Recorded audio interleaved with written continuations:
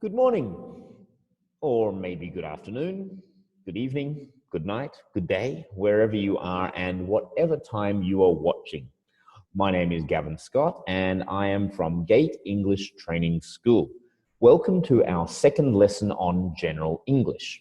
Now, in case you're wondering, some people might have asked about this photo. This was a holiday I had with some friends to, where are we? Changshantou. This is taken in the east of Shandong Province, the furthest east point of Shandong Province. Here are some friends of mine. I really hope they don't mind me using their photo. I believe we have English, Canadian, Australian, English, and American. And I think this man here is a complete stranger. I don't think we know him. And that is my wife, Jiang Lao Shi, who you might have seen on the website. And, just on holiday, all having some noodles for lunch. So let's have a look here at today's topic. Hobbies is the second topic today. And so, this is probably one of the most common things you will start a conversation with when you meet somebody. Here's a picture of me with my bass guitar. Now, I'm very, very sorry to say that I can't actually play bass.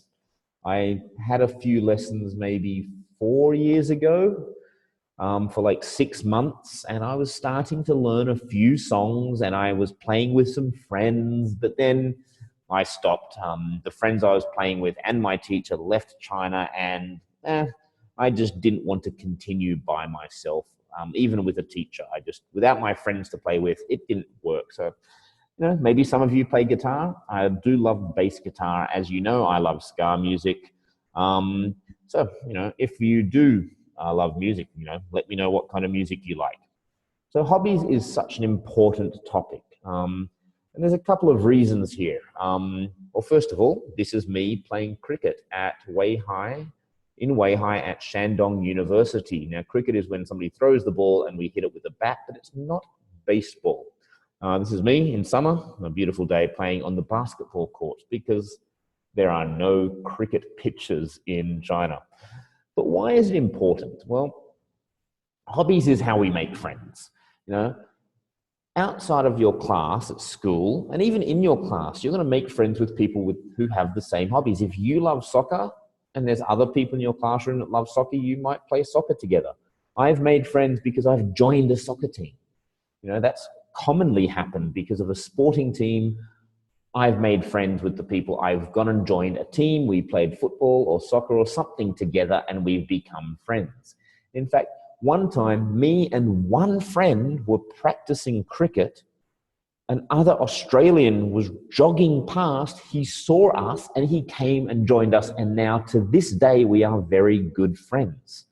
So hobbies is one of the easiest ways to make friends with people. If you love reading books, go to the bookstore, go to the section of the books that you like, and when somebody else is in that section of the bookstore, say, do you recommend a good book? I love fantasy fiction. Do you know the best fantasy fiction writers? Oh yeah, I read this book last year. It's really good. And then you might make a friend. So whatever you're interested in, if you have the same hobbies, that's how you make friends. So if you're going to live and study in a foreign country, many of you are watching these videos to practice English. You're practicing English to go to a foreign country. Now, if you're practicing your English because you want to go to England or Australia, when you're there, you want to make friends. Now, if you don't have lots of hobbies, it's going to be harder to make friends. I had a student earlier this year, she loved to play volleyball. So we learned, we taught her some vocabulary and some words about volleyball. And when she goes to Canada, or now she is in Canada, hello, Tina, if you are watching, hopefully Tina is playing volleyball with the girls in her school. And that will be a way for her to make friends with those people. And that's the same thing anywhere in the world, no matter what the language. So it is such an important topic. Now, of course, we all have different hobbies. So today I'm just going to look at some general things. So what I want you to think about is your hobby and what you can do in English to help you. First thing, read about it online. If you love basketball, read about basketball in English online. Find out about the latest news and practice your English at the same time. Learn the vocabulary.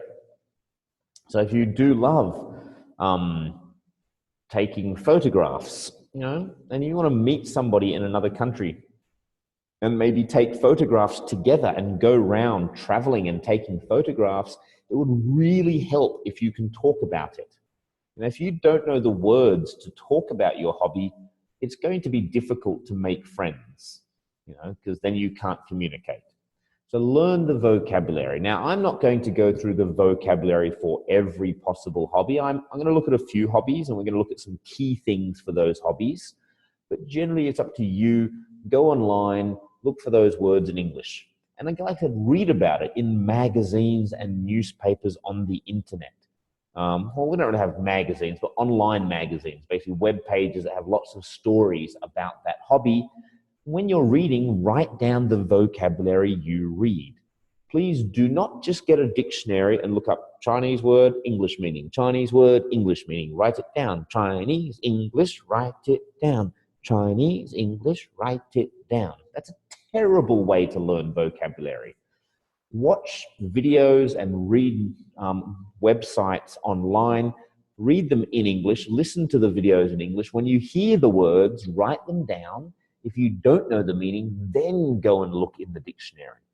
Because then you're learning by listening. You're learning by reading in the natural situation.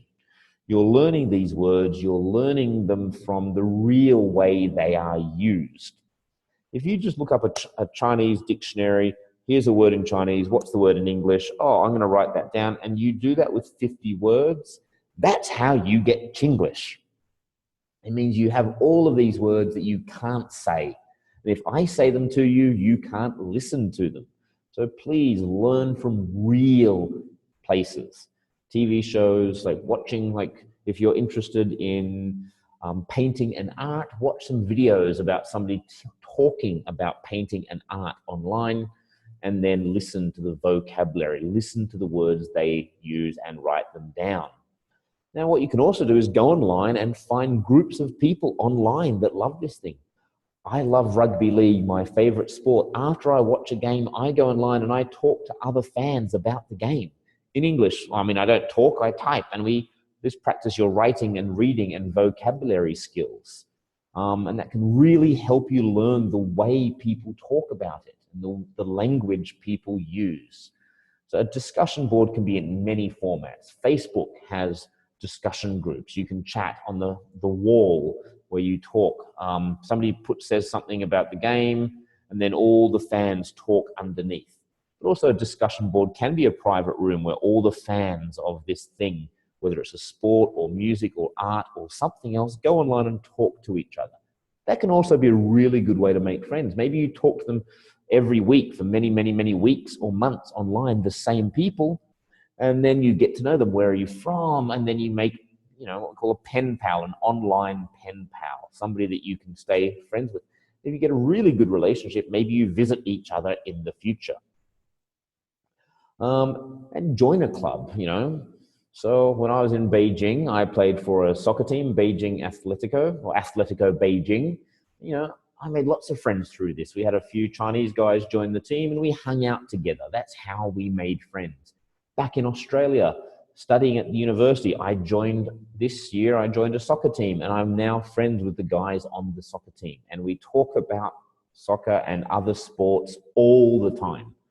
Okay, so that's the easiest way, is to actually join a club. Now, if you're in a foreign country, a lot of people go to a foreign country, they find it difficult to make friends. The easiest way to make friends in Australia is to join a sporting club. Not a sporting club, maybe there's a book club or a movie club. Most universities in Australia, America, England, Canada will have many, many, many, many, many, many clubs to join. They might meet once a week. You go along to join their group activities every week, and those people will hopefully be your new friends in the future. Okay, now, so of course, whatever the vocabulary you've learnt, keep that in your book, organize it, practice it. And that will then make it easier for you to talk to people in the future. So let's look now at some common hobbies. One of the most common hobbies is reading. Now, reading, like I said, is difficult to just randomly make friends. So that's why we have book clubs and reading clubs in many countries. So that's where you would join a reading club. And again, if you're in a bookstore, you're buying a book and you're in the section that you are interested in, that's actually a good chance to sometimes talk to people. So the common things we would say about reading: what kind of book do you like to read? What's your favorite kind of book? Who is your favorite author? Author is the person that wrote the book. So what kind of book? Who's your favorite author? Can you recommend a good book?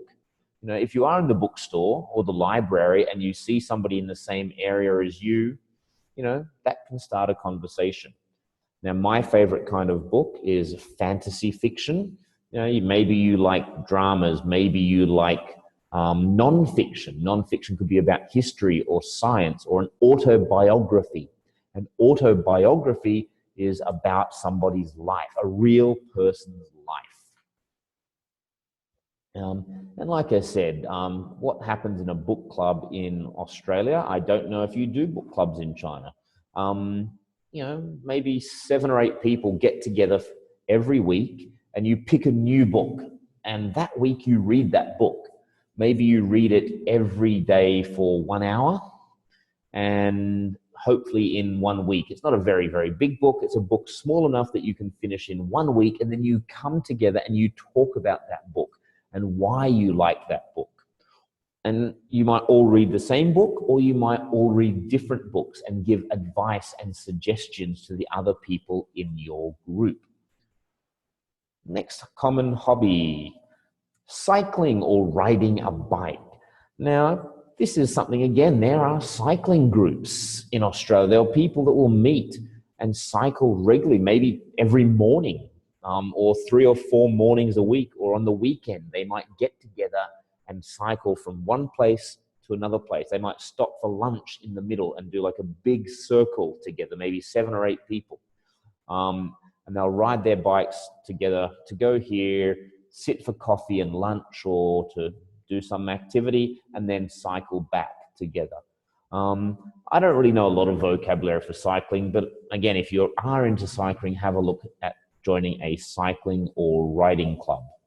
Now, in Australia, cyclists can't have too big a group. I think they're only allowed to have 8 people together cycling on the road. You don't actually see that in China. Cyclists have bicycle lanes, or they'll just go on the footpath. But in Australia, they can ride their bikes on the road, but only if they're real cyclists, going like 60 kilometers an hour. They're cycling very, very fast, almost as fast or as fast as the cars. Now, perhaps the most common hobby all over the entire world is just eating out, going for dinner. This is across every country, every culture, every city. Every person at some point will go out to have dinner with other people. And so you can actually have this as your hobby. I have a lot of friends who don't do many hobbies. They pretty much just go out for dinner. They don't necessarily play sport or join any clubs. They just like to eat out 3 or 4 times a week and talk to friends about things in their life.